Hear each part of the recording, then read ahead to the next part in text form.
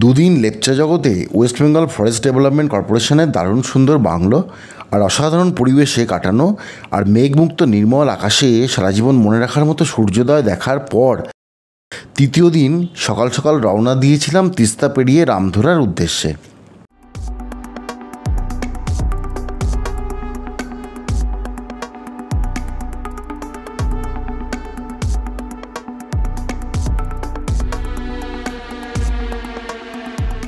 যাবার পথে পেশক পেরিয়ে দেখে নিলাম সোজা বয়ে চলা তিস্তা আর বাঁদিক থেকে আসা রঙ্গিত নদের ত্রিবেণী সঙ্গম, যার এখনকার নাম লাভার্স পয়েন্ট। সে দৃশ্য ভারী চমৎকার। তারপর তিস্তা বাজার, তিস্তা ব্রিজ আর কালিম্পং পেরোনোর পর দেখে নিয়েছিলাম ডেলো পাহাড়। ডেলো পাহাড়ের ডেলো পার্ক ভারী সুন্দর করে সাজানো গোছানো। এখানে ঘুরে কেটে গেল অনেকটা সময়। এখানেই আছে বিখ্যাত কিংবা কুখ্যাত ডেলো ট্যুরিস্ট লজ। তারপর আমরা হাজির রামধুরা। সব মিলিয়ে সময় লাগলো প্রায় 4 ঘন্টা। রামধুরাতে আগে থেকে থাকার জায়গা বুক করে যায়নি। রাস্তার পাশে ছোটোখাটো একটা হোমস্টে পছন্দ হওয়াতে এখানেই থেকে গেলাম। আপনারা যারা নিউ জলপাইগুড়ি বা শিলিগুড়ি থেকে আসবেন তারা সোজা শিবক রোড দিয়ে কালিম্পং হয়ে চলে আসবেন রামধুরা। সময় লাগবে 3 ঘন্টার মতো।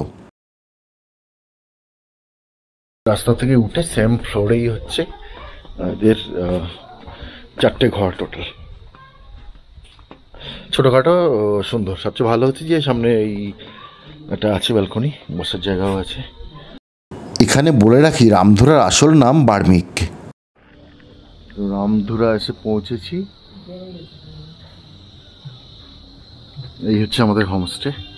রামধুরাতে প্রচুর হোমস্টে আছে, সবগুলো থেকেই কাঞ্চনজঙ্ঘা দেখা যায়।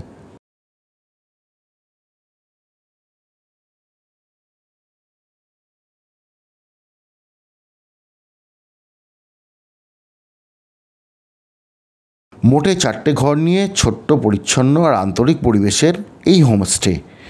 ঘর কিংবা বাথরুম বিশেষত্বহীন, তবে পরিষ্কার আর ঝকঝকে।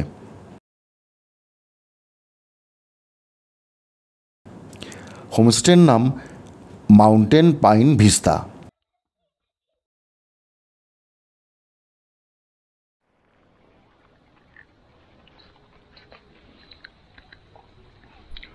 আমাদের হোমস্টে রাতের পরিবেশ। এখান থেকে পুরো দার্জিলিংয়ের আলোটা দেখা যাচ্ছে। আমি আপনাদের দেখাতে পারছি কিনা জানি না, কিন্তু এখান থেকে যা দেখছি পুরো জোনাকির মতো পাহাড় জুড়ে আলোর ঝিলিমিলি।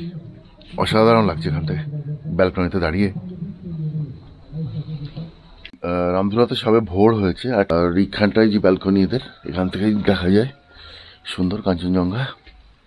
কাঞ্চনজঙ্ঘা এখন সবে গোলাপি রংটা ধরেনি, ধরবো করছে। এখন সময় এই মুহূর্তে 5:53।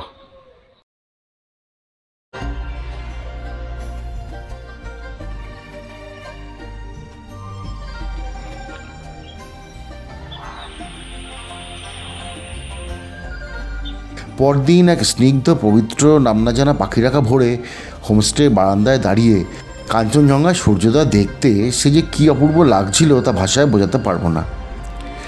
সেই অলৌকিক সূর্যোদয় দেখে সকাল সকাল ব্রেকফাস্ট সেরে বেরিয়ে পড়েছিলাম রামধুরার আশপাশটা ঘুরবো বলে। প্রথমে গেলাম রামধুরা ভিউ পয়েন্ট।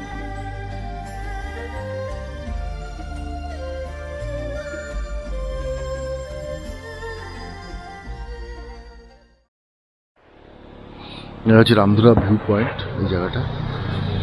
তো রামধুরা ভিউ পয়েন্টে সুন্দর দূরে তিস্তা নদী দেখা যাচ্ছে। এই পাটটা দূরে, পাহাড়টা হচ্ছে সিকিম পাহাড় সবকটাই, নিচে মাঝখানে তিস্তা নদী। এই মুহূর্তে কাঞ্চনজঙ্ঘা একটুখানি মেঘে ঢেকে গেছে। সুন্দর জায়গা।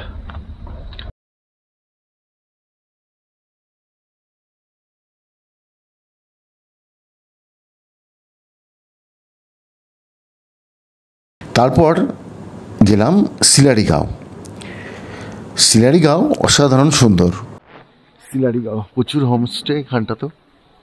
সুইট সানি, অর্চিতা হোমস্টে, এখানটা দেখছি খুব সুন্দর দেখতে হোমস্টে।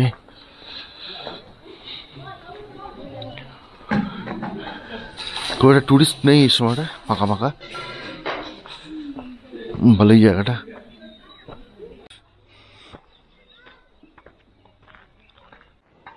সিলারিগাঁও রামদুরা থেকে মোটামুটি ধরুন 10 কিলোমিটার হবে সব মিলে।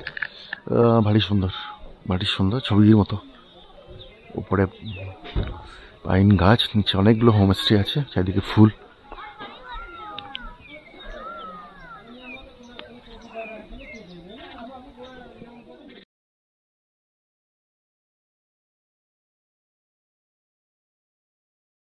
ফেরার পথে দেখলাম মনসুং ভিউ পয়েন্ট। নীল আকাশে শামিয়ানার তলায় তিস্তা নদী আর দূরে সিকিম পাহাড়, সে এক অপূর্ব ছবি। ওইটা হচ্ছে জলসা বাংলো, রামধুরা থেকে মোটামুটি 5 কিলোমিটার দূর। আর শেষে দেখলাম জলসা বাংলো। জলসা বাংলোর পরিবেশ ভারী সুন্দর।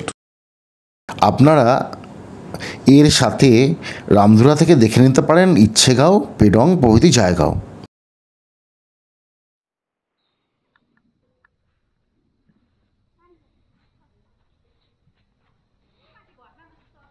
এখানে একটা ট্রি হাউস আছে উপরে।